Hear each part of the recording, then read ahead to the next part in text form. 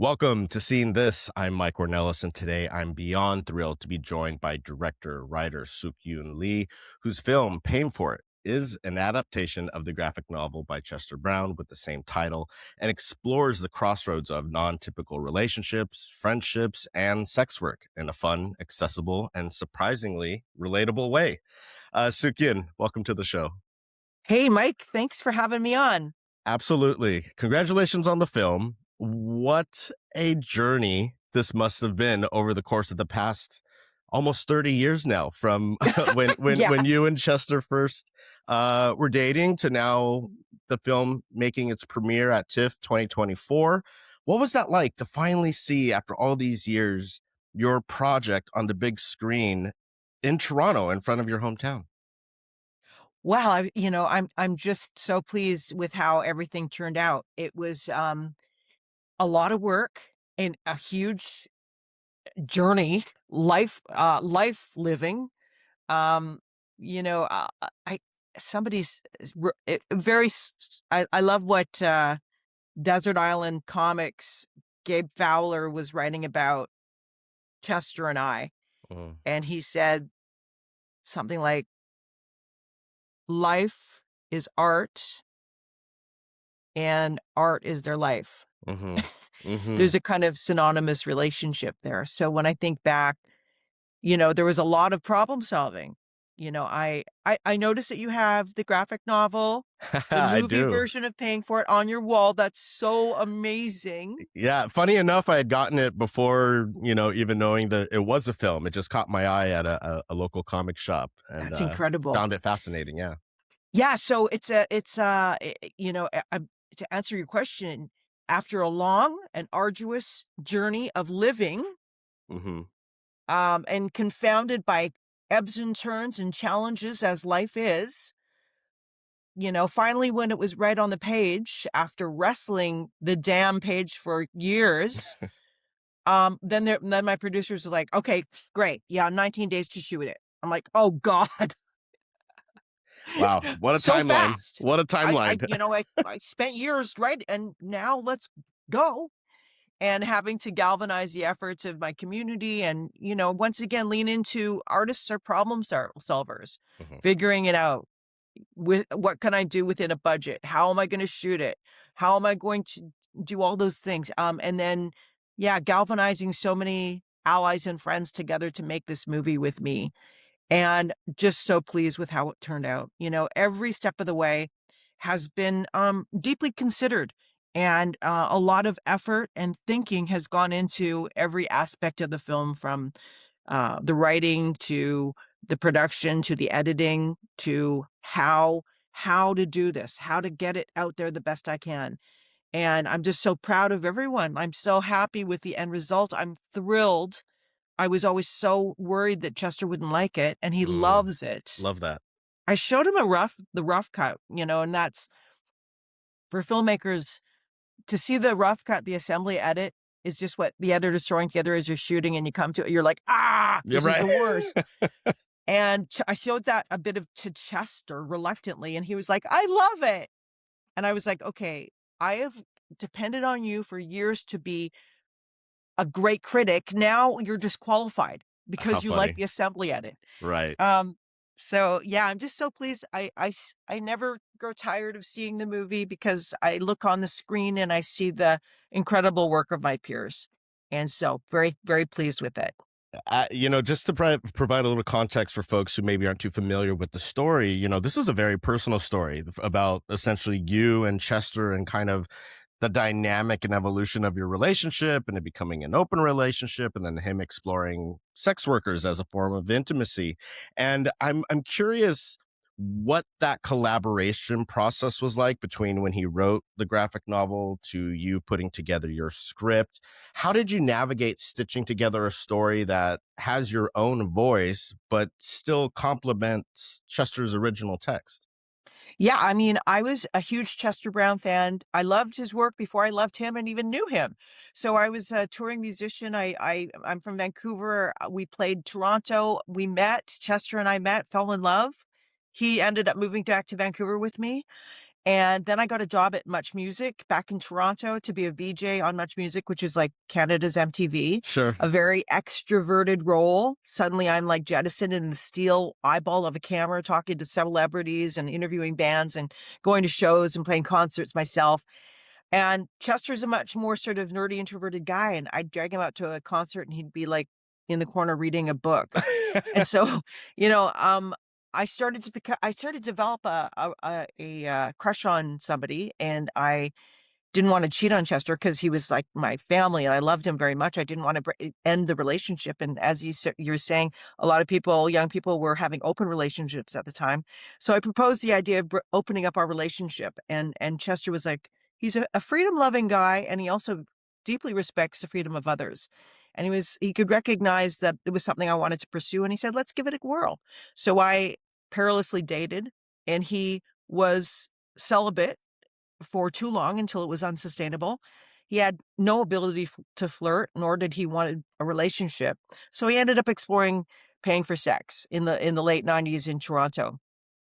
And when the book came out, fast forward in 2011, by that time, our the sexual romantic aspect of our relationship was no longer there. We're still very close, and to me, the foundation of our love has always been kind of something beyond sex, just sex. And, when it came out, it was very, very, very moving to me. I thought he was very bold and brave to write about, sex work, especially at a time when nobody was, or very few people were. Now it's a zeitgeist conversation, the idea of sex worker rights, but back then it wasn't. And he had, written, essentially a polemic for the decriminalization of sex work because he had witness the absence of rights for sex workers that put them in harm's way. And to me, it had everything to do with human rights. And he also drew a very strong parallel between queer liberation and sex worker rights. You know, in the 80s, if you were a guy in Toronto and you were in a bathhouse with other dudes, you were, arrested. You know, Mm. you were, raided by the police and put into jail. It was criminalized. We've come a very long way from there. Now, gay marriage is legal. There is queer liberation. Those rights that were hard won that we take for granted are being eroded, especially within places that are, there's been a kickback against that. So it's very interesting that this movie is coming out and it took me this long to do. I mean, Chester was tight-lipped about very many things. You know, at first I thought, okay, it's going to be easy. Here's here's my storyboard. The Right. the first draft was verbatim a transcript. And Chester and I looked at it and we're like, this is terrible. Because Mm. a Mm. graphic novel is not a movie. They're very different forms, especially when the last fifth of his book or his appendices full of historic and academic notes. Mhm. That how do you embody all that? You know, a movie is three acts. It involves people making choices, flawed characters transforming. When I said that to Chester, he was like, "But I have no flaws." And I was like, "Oh my God, that's a Sure. flaw." I'm writing that down. Right. But he was very tight-lipped because his comic is, really myopically from his perspective. He oftentimes frames the sex workers out because he was not wanting to divulge, the private details of their lives. I'm a character in the book, but I'm there for a second at the beginning, Right. as the inciting incident when I propose opening up our relationship, and then I'm gone. Right. And other than that, it's his journey. Right. But for the book, I wanted to, like, bring the sex workers to life and go beyond his perspective. Sure. Absolutely. And so and I wanted to incorporate, at first, those notes are hugely important in the back. The political elements are important, but I had to distill it down to the ones that were the most compelling to me. Mhm. And the three most compelling ideas. He's got billions of ideas in the back. I had to boil it down to what I was compelled by. It's And, almost a book in it's almost a book in itself.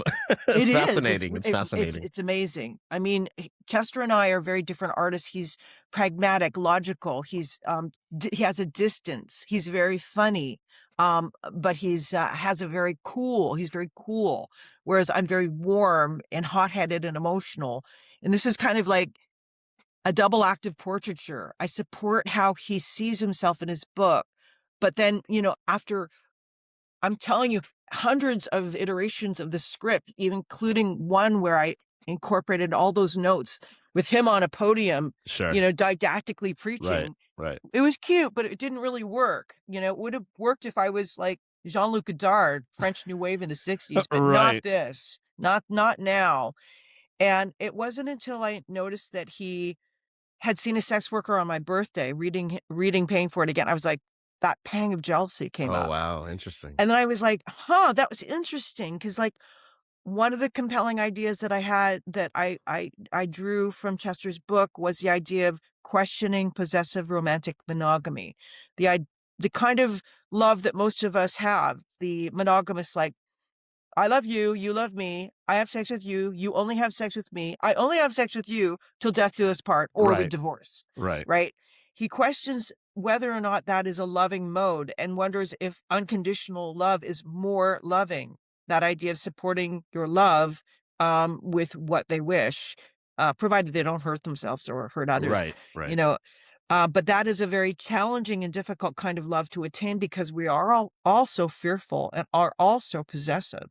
So when that happened, I was like, oh my God, that's if I expand the canvas of his book to incorporate a bunch of stuff in our lives, because we were a couple living together for years after that, Right. navigating our own choices and then also navigating our relationship. So I could kind of hang those ideas on those characters. And so, yeah, so then kind of I said to Chester, I think I need to like add a bunch of stuff that was happening in our lives. Sure. And he's like, Yeah. do you want to? He himself had no desire to make a movie. He's a cartoonist through and through. But I would pass him all the scripts to get his feedback. But other than that, I ran with the ball. But so when I decided to make that change, then it started to write itself. Then Right. I could so the politics are still very important, but it's not didactic. I like to raise questions Hmm. so that people can like ruminate on their own and think about them, after seeing the movie. And I wanted to make a movie that was entertaining and hit the heart and the head and the funny bone, but also left you with something. So yeah, I was really happy when Chester saw it, and actually the cartoonist and Chris Oliveros, who was his publisher, the person who started Drawn and Quarterly, who essentially had the bright idea to turn serialized comics into graphic novels back in the day. They gave them a lease on life because they had a shelf life on in bookstores. Right. I was so nervous for him to see it in Montreal, and he was like, "Oh my God, this is the best adaptation of a comic book." And he said because too often people try to stick too closely to the book. And Hmm. here you have somebody who lived those experiences and can add a whole other perspective. So yeah, I was relieved. I was relieved that it's been embraced by the comic book community because I really wanted to serve them. Absolutely. And it does add that extra layer of what's important, perspective. It makes it a bit more lived in, that it's not just one point of view. It's kind of exploring both of your perspectives. And in order to accomplish such a great feat of adapting the story, you have to have a great cast. And I'd love to know. I was just watching the movie. I was so curious because of what's asked of the actors, and just different elements of the cast. What was that process like in casting the film? And you have you have the unique position of casting for yourself. Did you what was that like? Casting is super key in movies. I discovered Kristen Milioti and cast her in her first lead film role for Year of the Carnivore. She blew me away. Casting is key. In this case, because I was working on a budget, it was even more key. And that I was dealing with sexuality. A lot of people are very afraid of sexuality. In even if many actors, even if they take their shirt off, they want to have Right. like abs of steel Sure. instead of the fleshy, soft pierogi belly that most of us have. Right. They want to look their best. The sexual aspects were really important. I had done a movie with John Cameron Mitchell, Short Bus, and that was a very explicit film. It was a queer movie. And, I learned a lot from that in Mm. terms of making sure your partners your collaborators, your actors are on the page, are sharing the same page, because you don't wanna wrestle with somebody who's unwilling to take their shirt off or just wants abs of steel, you know what I mean? So, I knew that for the sex worker roles, I had to cast people with a nuanced understanding, and they were not necessarily, you know, quote unquote, pro actors. Mhm. I knew people within my community who are musicians, who are activists, who are stand-up comedians, who are filmmakers that deal with sex work in their own movies, and I cast them. You know, many of them have experience acting. Some had very none. It was the first time they were on screen. All of them brilliant. I knew that every single one of them was smart. I think to be a good actor, all you have to do is be smart. Mhm. And even the green ones who came in gangbusters overacting, I could say, Hanya, you're a musician. Right now you're at 10 volume, bring it down to 1. Mm. And then she brilliantly absorbed that direction and suddenly did a very long scene with actor Dan Byrne, who's a tried and true pro, a long scene. And I was like, oh my God, I'm working with geniuses. Right. So yeah, and Andrea Warehan, who plays Denise, Mhm. Chester and Andrea. Andrea's a writer and filmmaker, and she had made a short film called Modern Horror based on her book, and Chester had drawn the poster and was an Mm. actor in it. So I knew, okay, that makes all the sense. There's already a lived relationship. They're Mm. peers, and cast her as Denise, and, yeah, just drew from the people in my immediate community, knew, explained it to them what it was, and they were, like, totally on board. That was really important. And then the other roles, I met, Chris Sandiford at karaoke one night in my neighborhood, great karaoke singer, and then I saw his work, his acting work in film and television, so funny, and cast him as Kane. Dan Burns suggested Eli Henry, in Los Angeles to play the role of Cecil, saw his work and was like reached out, and then he was on the page too. And a lot of the people I had already in mind who to Mhm. cast. I think 2/3 of the people I already knew who I wanted to work with. And then for the leads, though, that was the question. And, hundreds of people I saw for both roles. Uh, Out of many, many people, only 2 actors, uh, auditioned for Chester and brought him to life with the lovable qualities that I know and adore in Chester Brown. Everyone else kind of same dialogue made him seem like a jerk, you Mm. know? So only 2 people could really do it, and then Dan was like, "I'm a big fan of the work. I totally relate to this. I'm fine with full frontal, Sure. and I'll shave my head if you want me to." I was like, "That's amazing." You don't have to shave your head because that will be a continuity nightmare, and you'll be in the Right. chair, the costume and hair and makeup too long. So, I thought, "Great." And then I was watching a movie called Rice Boy Sleeps, and I saw, it's Mm. a very good film, and there was an actor who was in one scene, a tiny role, but for that scene, I was watching her. I was more interested in her than the scene, and that was Mm. Emily Lay. So I brought Emily and Dan together for a chemistry read. They had never met one another, but they were on separate laptops in separate cities. They were reading for the scene where Chester paints a book, a cover for Sunny, Right. and then passes her the book. Somehow they miraculously passed it perfectly to each other through separate laptops. Wow. And the thing is with this movie, this couple, they're both flawed, and they also, make a lot of weird decisions and bug one another quite a lot.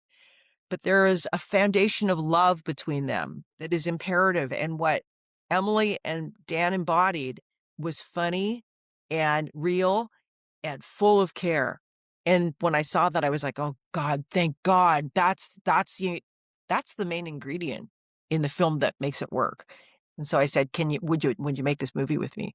And yeah, they were happy to. So yeah, it was a 19-day shoot, Wow. really quick.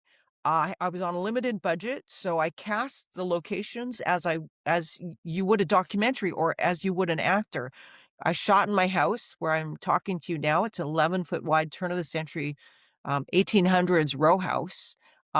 It's tiny. We shot here where the real life events occurred, and it was Right. already half production designed. I could just go, "Where's that book? Oh, here it is." Right. And then also, my friends play, actual brothels, found a place that where I struck up a good conversation about cinema with them, and they're like, "Okay, cool. Cool. We'll take the day off." And then my friend's apartment on Spadina, a couple blocks away, I'm like, "Guys, this looks like his brothel." And they're like, "Yeah, we think it is because people knock on the door asking if Lips still works here." So I was like, "Great. Can I shoot in your Yes. Okay, good." And then, the peers, my peers in music, bands that were independent, amazing bands, who came up with music videos, Pointed Sticks, Cub, Thrush Hermit, the list goes on. I just had to call over my fence to Ian from Thrush Hermit and say, "Hey, can I use your music video?" And he's like, "Yeah, I'll bring it over, Sook-Yin." So those music videos, because I worked at, Sonny works as a VJ on Max Music. Those videos do a lot of heavy lifting because they were made during that era. So really galvanizing locations in my community. My old boss at Much Music, Moses Neimer, let me shoot at his TV station on a weekend. So tapping into those in my community and people and locations in my near vicinity, it really is a monumental, it's a love letter to all of these people, intergenerational artists who have made things happen. And it's all there, and you can feel it. Absolutely. Absolutely. I think Emily and Dan were fantastic and perfect for the tone of the movie and how you kind of described you and Chester. You're very different, but there's a foundation to love, and you definitely feel that with Emily and Dan. And shout out to Andrea Warren. I actually got to see her documentary version of Modern Horror at TIFF last year, and when I saw that she was cast in this, I was like, "Whoa, Toronto! What a small, small world." Well, Um, we're all connected. It's like 6 degrees of right. separation. Right. I love that. Both you and Chester are incredibly open and vulnerable to give your lives such a creative and tell your story in such a creative and engaging way. Considering you've made several films at this point, what was it about 2023 when you shot this film that you're finally like, you know what? Now's the time to tell this story. What was there? With the time that passed, was there something that kind of really ignited the time and place to shoot the movie? Well, it's when financing came together. Okay. I didn't think it was going to, but then with the producers like, "We got it, let's go." And it was in the middle of the actors strike, and, it was Right. like it kind of like the tail end of COVID was still lingering, and, it was, a challenging moment, but, rose to the occasion. When you get the money, honey, you gotta go. You gotta go. So it was Yeah. really less a concrete decision, but I think, it was a wonderful happenstance that it occurred when it did because the cast was available, and also it was just a remarkable time. It's a remarkable time to be alive right now. Even though movie is a period piece, from the late '90s, early 2000s, it's really so relevant to today. Mhm, mhm. New Zealand, recently, they have a society that decriminalized, sex work, and Belgium, recently last year granted worker rights to sex workers that are the same as any other job. So they have dental coverage, medical coverage, and leaves of absence and stuff like that. So it's like progressive. It's a progressive idea. And at the same time, we see what's going on with a lot of human rights being clawed back. So I think it's. I mean, everybody understands that need for love, connection, and sex, and how challenging it is. So on a very basic human understanding, of utility to share this kind of story, and that it's a warm hug too. Right. And I try to spar with some of Chester's assertions, and I Mm. hope that it attracts many, many, many different kinds of people. Absolutely. Things have evolved with, even with relationships, less younger people are getting married. The idea of open relationships and polyamory has been much more discussed openly, but there still is that taboo around sex work. And like you said, there's gain 2 inches, losing it, like there's a lot of Uh-huh. gray areas still. Through your journey over the years, what do you think is still the most misunderstood thing about sex work And what prevents it from being more widely accepted? Yeah, sex work is work. It's hard work, Hmm. and it's not going away anytime. So if we don't make those changes to make it more safe for sex workers, like at Right. this point in time, one of my key allies that I had, because I've done adjacent work, certainly explicit acting in movies like Short Bus. But it was very important for me to speak with sex workers. And one person I spoke with was Valerie Scott in Canada. She, as along with two sex workers, were successful in striking down in the Supreme Court of Canada anti-prostitution laws, not once but twice. And the conservative government at the time said, "Okay, you win, done." But then they quickly enacted a new law criminalizing those who pay for sex. So it was a hollow victory, Mm, and they just circumnavigated the system to get at it in another way. So it's still a subhuman position. You know, they cannot have many things like a credit card because they're if the bank sees that there's an exorbitant amount of money spent on prophylactics or condoms or lube, they're going to bring you in and ask you. So it's challenging. It's challenging work. At this point in time, it's employment is hard to get, and so sometimes for some people that is their way of making a living. yeah. And so, it seems that many of the laws in place are coming from a puritanical place, from a vestige of a bygone belief. It's not updated. Many of our ideas and rules in at work, even in my workplace at CBC, I used to work for the Canadian Broadcasting Corporation. When I when it came to light that I was acting in Short Bus, which is a explicit LGBTQ movie, many of my bosses, that was being developed for years. My immediate boss was like, "That's cool." But then, when they saw that the website had 2 guys, canoodling on the bed, they're like, "Whoa, whoa, whoa, whoa," and bumped it up to his boss, who was, like, completely terrified. He Jeez. was like, "You can't no if you're even naked, no way." And I was like, I was naked in a movie before, but that was when you were on Much Music." Like, "Oh my god." So, Wow. like, this level of like, and then the top person at the end, after having been okayed to having been part of that for years, suddenly they're like, "No, you can't." And then they don't say things like you can't. They say, "We won't extend your contract." So it's very passive aggressive.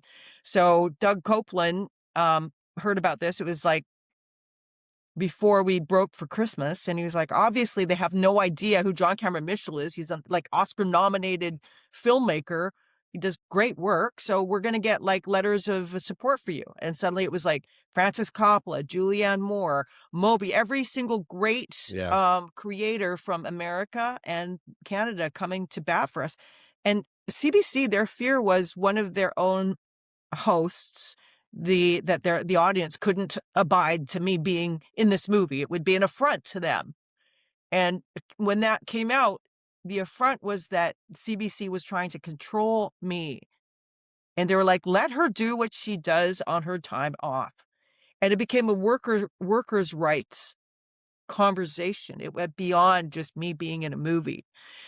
And so that, I mean, that's interesting because, like, all those people that were afraid went to see Short Bus. It had a 20-minute standing ovation at Oh, Cannes. wow. Yeah. All of them saw it and they're like, "We love this." You could sit down and have a beer with these people Right. and think that you were on the same page, but because they're full of fear and these old rules from before they're abide it was a litmus test to, like, push us to see how the public felt. So I think many of these laws are kinda, yeah, they just kind of are kept like that, and without us revisiting them, and I think we must always revisit them. 100%. And so, yeah, I think some countries have, and there are progressive ideas moving forward. I mean, I think, you want people to be safe. You want, uh, you don't want clandestine behavior for both Johns and workers or clients and workers. Mhm. You don't wanna put them in peril. It's best to grant rights so that it can be legit if people choose to. Because I'm not saying it's a cakewalk. It can be challenging work, and many people end up, moving away from it. Then there are some people that just adore it forever, but Right. yeah, I hope that answers your question. Absolutely, absolutely. And it stresses the importance of allyship for sure. Yeah. Sook-Yin, you've been so great with your time. Just one last final question I like to ask everybody that I get a chance to talk to. And you've mentioned a few movies, but what's an underseen movie that you'd like to recommend to folks that they should check out? Yeah, it was a 1960s Japanese film called A Woman Who Ascends the Stairs, and, it is about it was very interesting for me to read it. It's about, a brothel owner in Japan in the '60s, and it's just about how hard it is to keep the business going. Mm, She's to keep the clientele coming because there's always something new and shinier down the street. It's about her trying to pay the bills and her difficulty with her family, trying to get the income and, like, how to keep the business fresh, how to have, protect her employees. It's challenging. I watched this with my friend who was a bar back, sure. working as a bar back in a bar. If you, know the inner workings of a bar, that is a very thankless job, and that is the backbone of a bar. That's the person cleaning up, g sweeping up broken bottles, huffing things, alcohol around. It's a hard job and they get paid. They're the lowest on the totem Right. pole. And he was watching this and he was like, "Oh my God, this is just like being a bar back." And then I was like, "Oh my God, it's so true. It's labor. It's about labor and it's about work." Right. And so I really appreciated that. Working Girls is an American film. It's by Lizzie Borden. It was shot in New York City.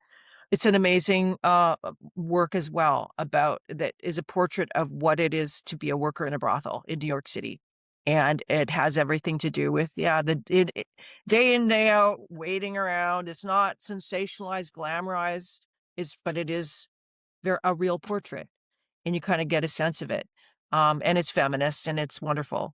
Love those 2 movies. Sook-Yin Lee, thank you so much for your time. It's been nothing but a pleasure talking with you. The movie is Paying for It. Make sure to check it out if you haven't already. And Yeah. I Oh, wish you, oh, please.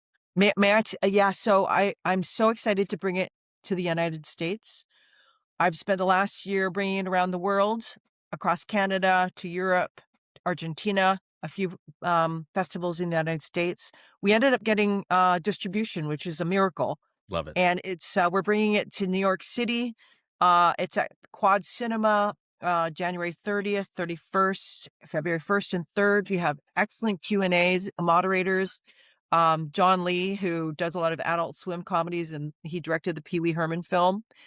He had originally wanted to do Paying for It, but Chester said no, gave it to me, and since then, John and I have been friends. I love it. So he's gonna be one. Elliot Page is also, conducting, a moderation, as well as a Canadian playwright and TV maker, brilliant person, Jordan Tannehill. And then in Los Angeles, we hit it February 3rd and 4th. Chandler Levac, an expat, Canadian filmmaker in LA who did I Like Movies, and Mae Martin, extraordinary, television maker and actor. They're doing Q&As and we'll have cast members and stuff out too. And then we bring it to Chicago. We're trying to get Chris Ware, who's a big kahuna of comics, to do the moderation. A lot of people coming to support us. Again, just, from every level, coming out to help us gain attention and get this movie seen. So yeah, hoping that it spreads out to more cities as well. I love that. If you're in New York, LA, Chicago, make sure to check it out. Very worth the watch, and I think very insightful from whatever your background or belief is around sex work. It's more about relationships, to be quite honest. It It truly really is. is. Yeah. Yeah. Um, Sook-Yin Lee, thank you so much. Nothing but success for your future, and I appreciate your time. Thanks, Mike. Cheers. Bye.